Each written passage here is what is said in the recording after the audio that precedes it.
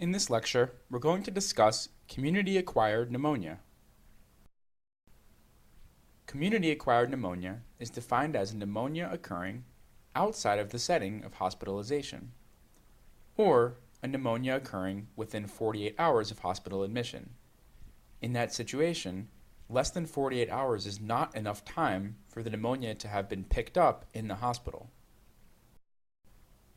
It's important that we learn about community-acquired pneumonia because it is the most common infectious cause of death in the United States. The most common culprit, Streptococcus pneumoniae. There are several pathogens which most commonly cause community-acquired pneumonia, and they have certain epidemiologic and demographic associations that you should be aware of for Step 2. The first is H. flu, and this is most commonly associated with COPD. Staphylococcus aureus can cause community-acquired pneumonia, usually in patients after a viral infection, such as influenza. Klebsiella pneumonia is commonly causing pneumonia in patients with alcoholism and diabetes. Anaerobes can also cause a community-acquired pneumonia. Because anaerobes are part of the typical mouth flora, patients with poor dentition, and in particular those who are aspirating, can develop anaerobic community-acquired pneumonia. Mycoplasma pneumonia can also cause pneumonia, and this typically occurs in young healthy patients, often in settings where many people are living in very close quarters, such as a military base or a college dormitory. Similarly, chlamydophila pneumonia can also cause pneumonia in young healthy patients, but you should be aware that this type of pneumonia can result in hoarseness of the voice. Legionella can also cause community-acquired pneumonia, and this is usually found in places with contaminated water sources. Usually, air conditioning or ventilation systems are the culprit. Then we have Chlamydia psittaci. This type of chlamydial pneumonia is usually associated with birds and is only seen in people who have very close contact with birds. Lastly, Coxiella is another less common cause of pneumonia, and this is usually in people who have very close contact with animals at the time of giving birth, or in veterinarians or farmers. While all forms of pneumonia present with fever and cough, only the most severe cases will present with the following: dyspnea, abnormalities of vital signs including tachycardia, hypotension, or tachypnea, or mental status changes. Importantly, the way to differentiate pneumonia from bronchitis is that dyspnea, high fever, and an abnormal chest X-ray are indicative of pneumonia, while these are typically not seen in bronchitis. In some types of pneumonia, the clinical presentation can also include GI symptoms, including abdominal pain or diarrhea. This is thought to happen because the lower lobes can irritate the intestines through their close contact with the diaphragm. Legionella is particularly well known for this. Chills or rigors are also sometimes associated with pneumonia and can be a sign of bacteremia. Usually, strep pneumo is going to be the cause of pneumonia most often associated with bacteremia. Chest pain, usually pleuritic in nature, can also occur from the inflammation of the pleura, and hypothermia, while not as common, is just as bad as fever in terms of pathologic and prognostic significance. On the USMLE Step 2, you are very likely to hear abnormal breath sounds as part of the multimedia portion of the exam. With regard to pneumonia, if you hear dullness to percussion, that's going to be indicative of a large pleural effusion.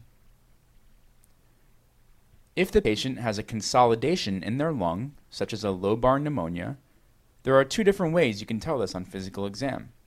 The first would be the presence of bronchial sounding breath sounds over that area of consolidation, or the presence of egophony.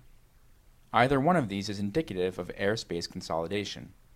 While we've already discussed organism-specific associations with regard to epidemiologic and demographic information, there are also some clinical presentations that are associated with certain organisms. The following are important for you to know for Step 2. For Klebsiella pneumonia, we sometimes see hemoptysis. This is because Klebsiella can cause necrotizing disease, and usually this kind of hemoptysis is described as appearing as currant jelly sputum. Anaerobic bacteria usually result in extremely foul-smelling sputum, sometimes given the scent of rotten eggs. Mycoplasma pneumonia usually results in a dry cough and very rarely a severe bullous meningitis. Legionella pneumonia, as we've already mentioned, sometimes has gastrointestinal symptoms such as pain, diarrhea, or even some CNS symptoms such as headache or confusion. Lastly, pneumocystis pneumonia is usually seen in patients with AIDS with a CD4 count less than 200. In the situation where a patient with pneumonia has primarily a dry or non-productive cough, there are certain bugs you should think about as the culprits. The first would be Mycoplasma, and others include viruses, Coxiella, pneumocystis, and chlamydia. The reason for this is that these bugs preferentially involve the interstitial space in the lung. The air spaces of the alveoli are actually empty and quite healthy in these conditions. That's why there's less sputum production. In a lobar bacterial pneumonia, the alveoli will be filled with pus, and the cough will be productive of discolored sputum. In an interstitial pneumonia, such as those caused by the organisms on the previous slide, there's going to be much less sputum production because the disease is primarily in the interstitium and not in the alveoli. And in addition, one other tip to remember for step 2 is that specific sputum colors are not helpful in determining the etiology of a pneumonia. In fact, the color of the sputum does not even help you distinguish between viral and bacterial causes of lung infection. In terms of diagnostic tests, the best initial test for all respiratory infections is going to be a chest X-ray. However, this is not very helpful in determining a specific etiology. For that, you need sputum gram stain and sputum culture. The best ways to determine the specific etiology is going to be to grow the bug itself. However, many organisms cannot be detected in this method, and therefore other diagnostics are often needed. With regard to the atypical pneumonias, these organisms are typically not seen on gram stain and they're not culturable on standard blood agar. As we'll see shortly, there are other diagnostic tests that can be used, but these are not going to grow from standard methods.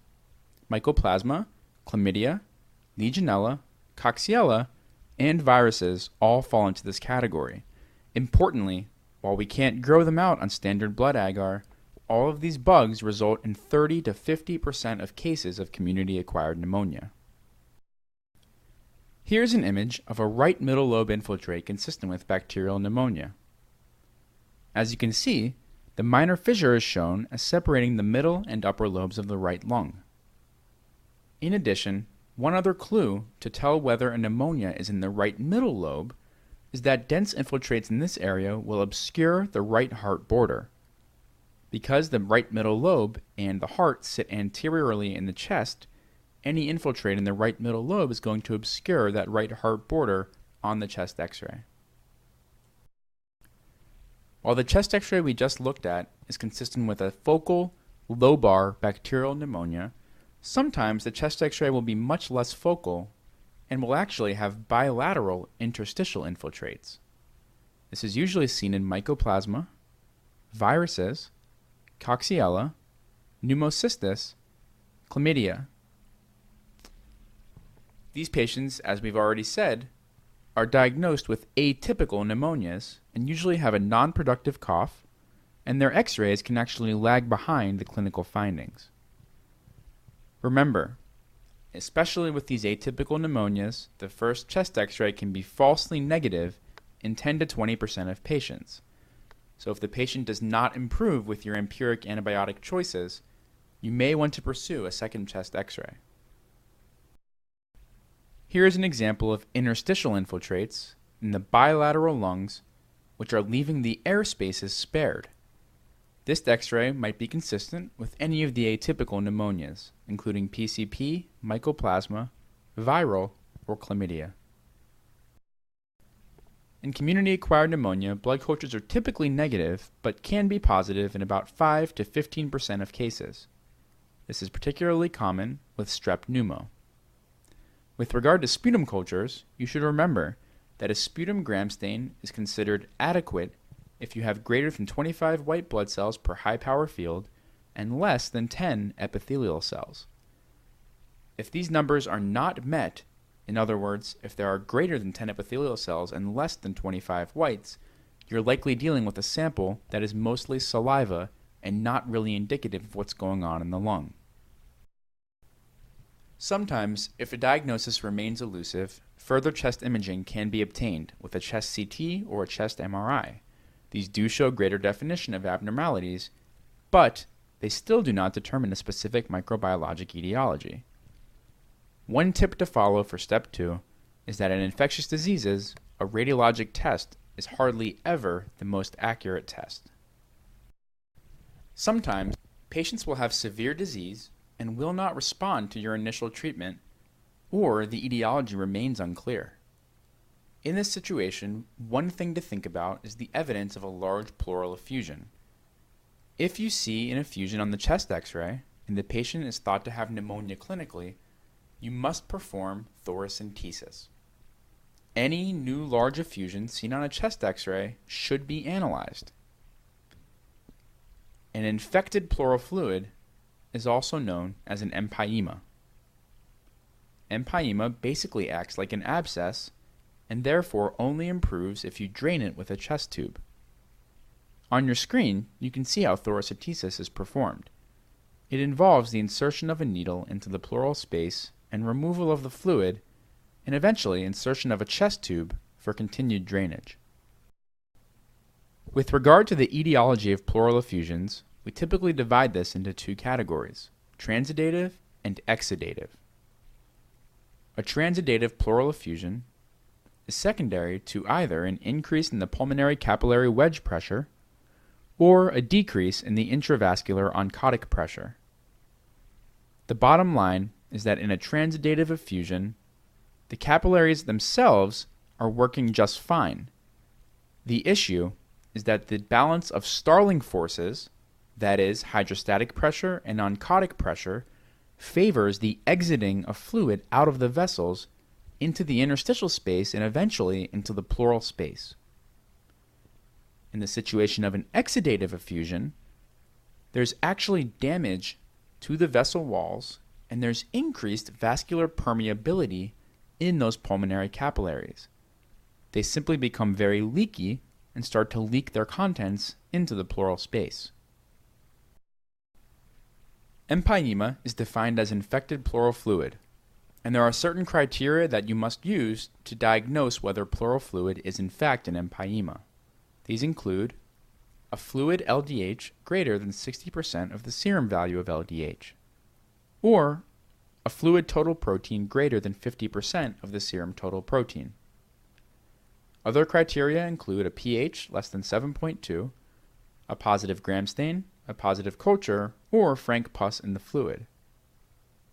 Remember, any new large effusion associated with a pneumonia must be tapped in order to analyze the fluid for these criteria. In certain situations, taking a direct look at the lung with bronchoscopy may be necessary.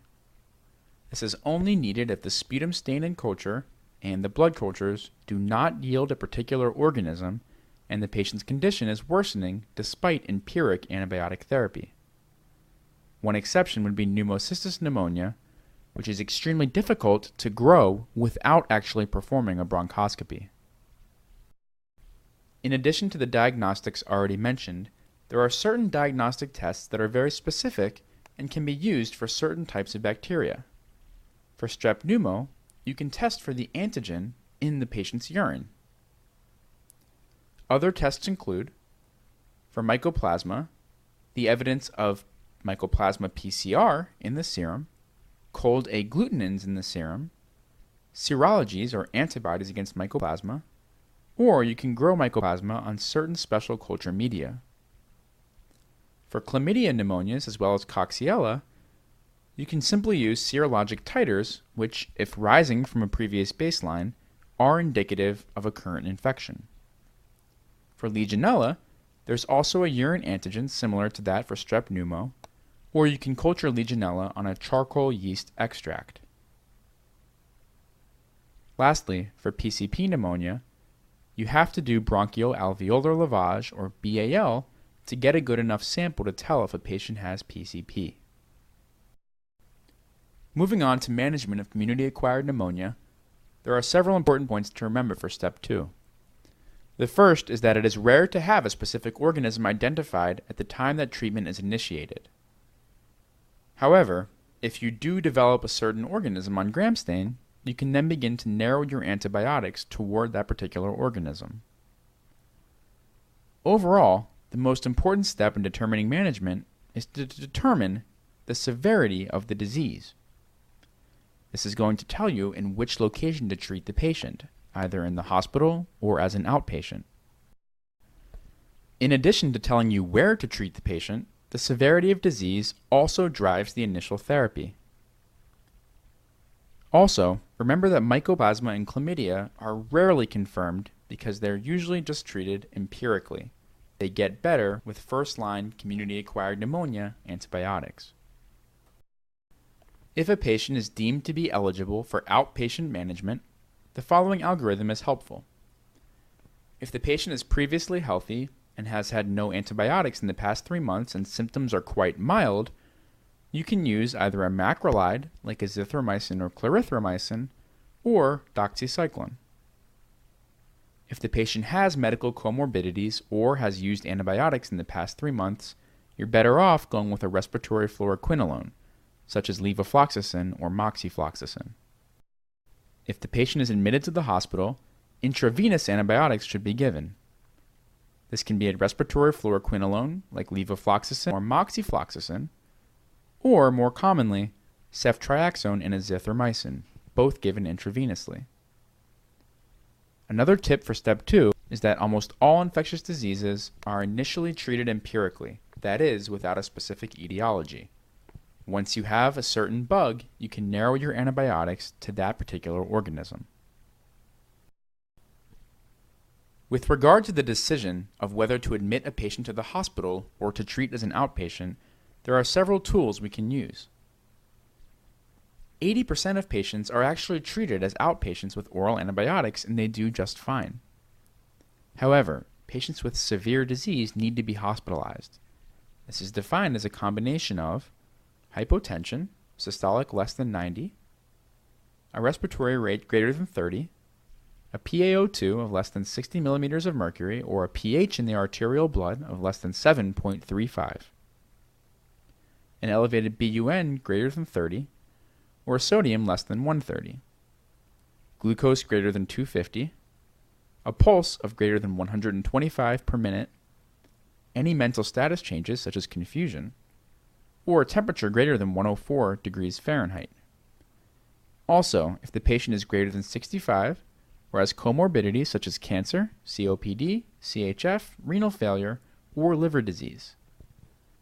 Any combination of these criteria should result in hospitalization. However, if hypoxia or hypotension are present, and even if these are just single factors that are present, are enough to admit the patient for community-acquired pneumonia. And remember, the chest X-ray does not guide admission because it cannot tell the severity of hypoxia. Another tool that you can use is called the CURB-65 rule, which has been validated in multiple studies. The C stands for confusion, the U for uremia, the R for respiratory distress, and the B for BP low. Together, these spell out CURB, and the number 65 means age 65.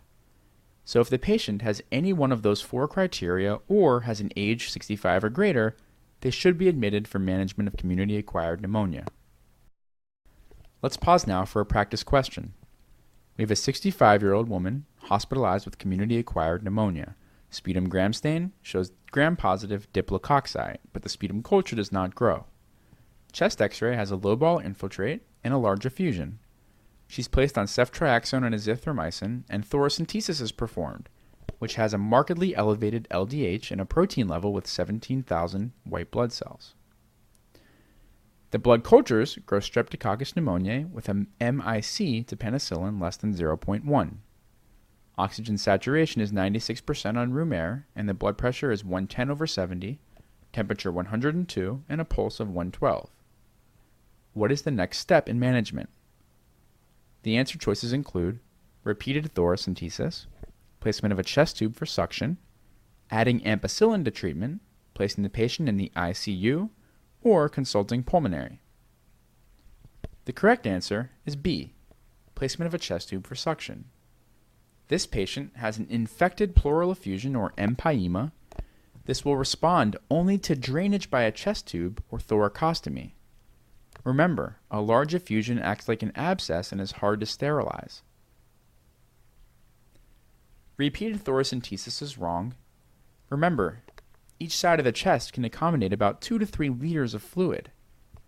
If you simply drain it and don't place a chest tube, this fluid is going to reaccumulate and the patient will be back at square one. Adding ampicillin to treatment does nothing because you're not getting any additional antibiotic coverage that's not already covered by ceftriaxone. There is no need to be in the ICU just because of an effusion or a chest tube. The patient is not unstable and despite the effusion has no evidence of instability. Pulse is only mildly abnormal and the blood pressure and the pulse ox are within normal limits. On step 2, calling a consult is hardly ever the correct answer. In this situation, pulmonary consultation will not add anything. Here's a chest x-ray that actually shows what the previously mentioned patients might look like. You see a large left pleural effusion with evidence of a large meniscus sign. Only a sample from this fluid can determine the specific cause of the effusion and therefore the potential need for a chest tube. Sometimes, when a patient has a large pleural effusion, it is useful to lay them on their side for a lateral decubitus x-ray.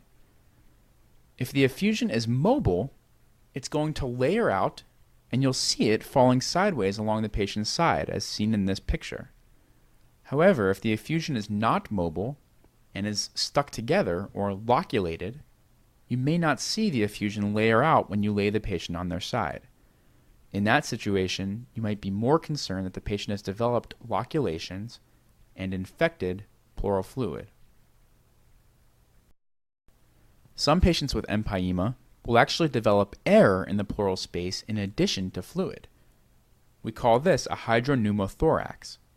As you can see in the picture, there's evidence of both fluid and air in this chest CT. Again, chest tube drainage is the most effective way to remove this condition. To end our lecture, let's briefly touch on the pneumococcal vaccination. This is a vaccination against strep pneumo and therefore helps to prevent a large number of community-acquired pneumonias. Anybody greater than 65 years old should receive a vaccination with a 23 polyvalent vaccine. Patients with chronic heart disease, liver, kidney, or lung disease should also receive this. This includes asthma, and these patients all should be vaccinated as soon as their underlying disease is apparent. It does not matter what their age is at time of diagnosis. Some other reasons to vaccinate people for pneumococcus would include functional or anatomic asplenia, such as a patient with sickle cell disease. If the spleen is not working, patients will have a very hard time combating organisms with an encapsulation, such as strep pneumo. Hematologic malignancy like leukemia or lymphoma, immunosuppressed patients including diabetics, alcoholics, corticosteroid users, or patients with AIDS or HIV positivity. Lastly, patients with CSF leaks or cochlear implantation should also receive the pneumococcal vaccine. In patients who are generally healthy, they can be given a single dose at age 65. If the first vaccination was given before 65, or with the other conditions as previously described, then a second dose should also be given 5 years after the first dose. Importantly, healthcare workers do not need the pneumococcal vaccine. This concludes our lecture on community-acquired pneumonia.